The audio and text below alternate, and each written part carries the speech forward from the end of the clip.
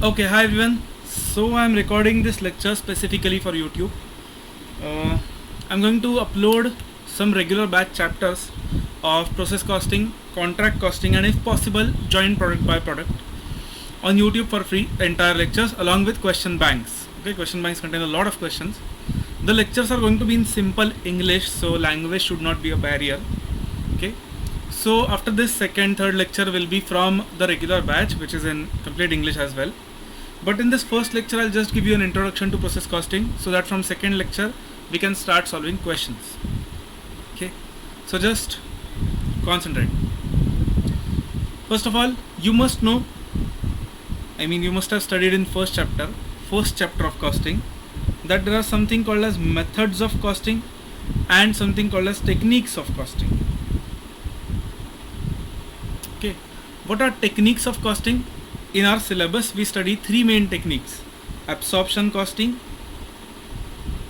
marginal costing, and standard costing. Absorption costing is primarily used for cost accounting or total cost calculation. Marginal costing is primarily used for decision making, and standard costing is primarily used for performance evaluation. Okay, you might have studied this in first chapter. Process costing is a method of costing. What is a method of costing? Method means we can use any of these techniques in any industry. Industry specific, we have to use different methods to calculate costs. For example, in a service industry, we might have to use service costing. Now understand, service costing can be done using absorption costing or marginal or standard. So we can use any of the techniques and apply it to any of the industries. Service costing, similarly, in industries where there are multiple processes, we use process costing. There are some other methods that we see in our syllabus, that is contract costing, job costing, batch costing, unit costing, multiple costing, mixed costing, etc. Right? So process costing is a method. Method means in an industry where there are multiple processes, we use this process costing. That means it can be used with absorption, it can be used with marginal, it can be used with standard. If you remember, in service costing chapter also, some questions are based on absorption, some questions are based on marginal. So understand, process costing can be done using any of the techniques. But in our syllabus, we are going to only focus on absorption costing, not on marginal and standard. Okay, fine. If this is clear, then let's move to the next part. Just a second. Okay, so now what is process costing? First of all, concentrate. Can you think of any example where process costing can be applied? Any example of an industry where there are multiple processes? Okay, I will take an example. I'll give you an example for now of, let's say, biscuit manufacturing industry. Okay, someone in the live batch gave an example of biscuits. So fine, let's think of biscuits. In biscuit manufacturing factory, it is not like you have to put raw material, process it, and directly biscuits are prepared. Right? There are multiple processes. For example, you take the flour, you take sugar, you take other flavors or something. Maybe you take some oil, water, milk, something. Then you mix it all, maybe in a mixer. Right? In a mixer. That means all this raw material is input for a process called as mixing. Let's say mixing process. Now once mixing is completed, then we get a dough. Dough is what? The combination, mixture of all these raw materials. That is the output of this process. But after mixing, we have to do something else also. After mixing, what do we have to do? Maybe before baking, we have to give it shapes, right? Molds. So maybe let's say second process is molding process, where every biscuit will be maybe shaped like this, and there will be some design on it or something like that. If you've seen Parle-G, it will be like rectangle and there will be some design on it, something written on it. So molds. So So this dough will go into molds as input. Then this molding process will give us output as molded biscuits. But they are still not baked. We have to bake them. So next process maybe will be baking process. So this molded biscuit will be input for baking process, and baked biscuits will be output of this. Baked biscuits. This is input. Correct. But still it is not done. After biscuits are baked, maybe we'll have to cool them down because they'll be hot to pack, too hot to pack, right? So cooling process. Similarly, there will be output cooled biscuits. Sorry. And finally there will be packing process, after which we'll get packets of biscuits which we sell. Now consider there are so many processes, after which this is what finished goods. Finished goods are prepared. Now forget about this for a minute and go to cost sheet. Forget about this and go to cost sheet. In cost sheet, how is our flow? In cost sheet or cost accounting, how is our flow? We take material cost, we take labor cost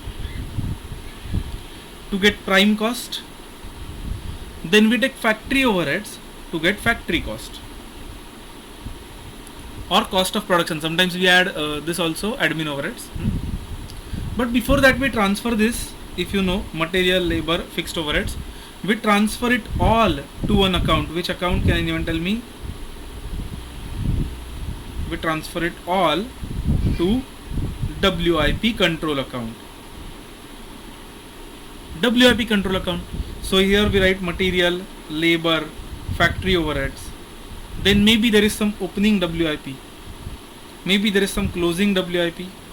And then we transfer from here to finished goods account. Correct? So this goes to finished goods account.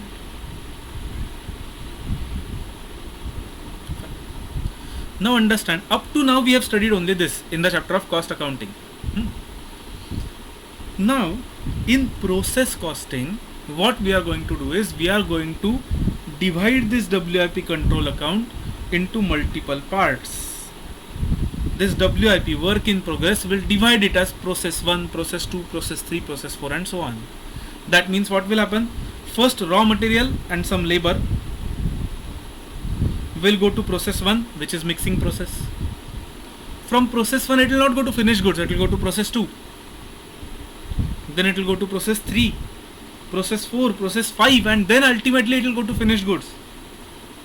So this chapter is only focused on this account. Entire chapter is focused on WIP control account, but we are going to split it into multiple processes. Process 1, process 2, process 3, process 4 and so on. That's it. So this entire chapter is focused on this. Okay. So logically how to do that we'll see. But just understand the flow first. Understand what we are going to do. Now there will be some raw material and labor in mixing process. From mixing, that dough will go into molding process. But in molding process, this will come. Plus additionally, okay, this will come, okay. But additionally there might be some extra material like oil. Okay, we might have to apply oil to the molds, right? There might be some labor here also. So some labor and oil will go here. Then maybe in baking process we will have to apply something else. In cooling process we might need some more labor. So material and labor will now, instead of going into one WIP account, it will go to multiple WIP accounts. So understand the flow very carefully. Now how it will happen is material, labor, factory overheads. Okay, there are three cost elements of factory cost. Now there will be process 1. Material, labor and factory overheads will go to process 1. So in process 1, mixing process, something will be processed, something will be created, and then it will be transferred to next process, process 2. In process 2 also there might be some material, some labor, some factory overheads. Correct. Then the finished output will be transferred to process 3. In process 3 also there may be some material, some labor, some factory overheads. and then ultimately it will go to finished goods, maybe if there are 3 processes, and our entire chapter is based on this, how to account for this. That's it. So process costing revolves around how to account for processes. That is the concept of this chapter. Okay, fine. Now in the next video that I'll upload, so from the next video we are going to directly start solving questions which are very easy, you'll understand. Okay, we are going to learn conceptually how to solve the questions, but before we go there, let's logically think how process account will look. Now understand, ideally you should have done, before watching this video, ideally you should have done cost accounting chapter and cost sheet chapter. Okay, ideally. But if you have not done, still you can follow this, then that is very good. Okay, but just if you do these chapters, you will understand more logically, because you will know the flow of cost accounting from material cost to cost of sales, that is the final cost. Okay, but if you have not if you have not already done these chapters, then it is okay. I mean, it will be a bit difficult to follow, but not too difficult. Okay, you will understand. So now let's just understand, in this entire chapter we are going to prepare process accounts. So what are process accounts? Let's say process 1 account.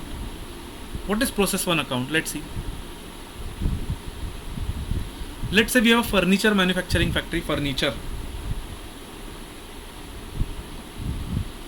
So in furniture manufacturing factory, what we'll do, we'll get some raw material, maybe parts of furniture. Let's say our process 1 will be assembly. What is assembly? To assemble means to combine. So to combine all the parts, that is assembly process. After assembly, let's say our process 2 is finishing process. Okay, just a second, I'll be back. Okay, I'm sorry, there was some disturbance. Fine.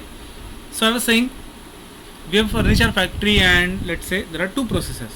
So we get raw material parts, then we assemble them and we finish them. Finishing means what? Coloring, polishing, etc. And then obviously it becomes finished goods. Correct? Okay, fine. Then it becomes finished goods. Now let's say we have to prepare account of assembly process. Assembly process account. Think logically. Now in that assembly process, we will have to input some material. Some material we'll have to input. What is the material? Parts or raw material, right? So maybe we'll write to raw material. Something. Maybe some people will work on it, to labor, expenses to labor. And we might have to charge some factory overheads. For example, factories, electricity, diesel, or even cleaning expenses and depreciation and so on, right? So to factory overheads. Fine. Now we have collected these 3 costs in process 1, and we will process it using these 3. Using these 3 costs, will convert that product, will convert that raw material to some next stage, right? Just a second. What next stage? We will transfer it to finishing now. Once it is assembled, we'll transfer to finishing. So what we'll do, by finishing process account. By finishing process account. That's it, right? Okay. And in case there is some closing WIP. WIP means what? Let's say on last day of the month or week, when we are preparing this account, let's say on last day, there is some furniture which is only half assembled. There are some chairs which are only half assembled, not fully assembled. That means they are still in progress. So that is the closing stock of this process, by closing WIP. And in similar way, we might have some opening WIP. Okay. There can be only one more item, which is loss. Loss, normal loss, abnormal loss. You know the concepts, right? We'll see those in detail, very much detail, conceptually. But there might be only one more point, which is loss. Loss means what? Let's say some raw material broke or some raw material got wasted. So that loss might be there. We'll not consider it for now. But in general, a process account will look like this. Okay. Next will be finishing process account. Again, what we'll do in finishing process account, will prepare the same ledger in same way, right? There, this will be debited, this amount will be debited now, and some extra material, extra labor, extra factory overheads will be debited, and again we'll transfer it to finished goods. So that is the in general structure of this chapter. There are three types of questions in this chapter, three types of questions, okay? Questions with no WIP, but where loss is present. Questions where WIP is there, loss is also there, okay, and something called as questions with inter-process profits. So there are only three main types of questions in this chapter. If you know those conceptually, then you are good to go. Many students feel that this is a difficult chapter, but it is not a difficult chapter. It is very easily doable, and this second part is entirely format based. So once you understand the logic, it is all format based and easy, okay, fine. So I hope up to now everything is clear. There was one doubt which was asked to me in this regular batch. Let me just tell you what that doubt was. This is a good one, okay. The doubt was, we do this process. The doubt was, why do we do this process? Why not one single WIP account? The doubt was, why not one single WIP account? What is the need of process 1, process 2, process 3? Why don't we do this only? Material, labor, factory overheads, all will go into WIP. Then it will go into finished goods. Why not this? So why not understand? First of all, this way we will not be able to get process wise cost. That means we will not be able to understand which process is more profitable, which process is less costly, which process is more efficient. And second point is, in this way we will prepare only one WIP account. Okay. There will be total closing WIP, total opening WIP. It will be very difficult to calculate value of that, because each process will have its own WIP. There will be WIP of assembly process, there will be WIP of finishing process, right? So in this way, if you have only one WIP account, we will not be able to bifurcate this properly, right? That is why we prepare multiple process accounts. So this chapter is nothing but process account. That's it. Process account with or without WIP, with or without loss. So all in all, it's a simple chapter but conceptual, and some concepts are very complex. Okay, fine. So we'll stop here for this first introductory session. From second lecture I am uploading the regular batch lectures, where I am starting with the question bank. Let me just show you the question bank once. The link is given in this description of that second video. Okay, so you can access it from there. So this is the question bank. This is the first question that I have already solved in the regular batch. The recording you will see. Okay, fine. So I hope it is clear. There are a lot of questions here. How much total? 16. Okay, all big questions. And actually the question bank that you will get is a bit different. There are some extra questions in that.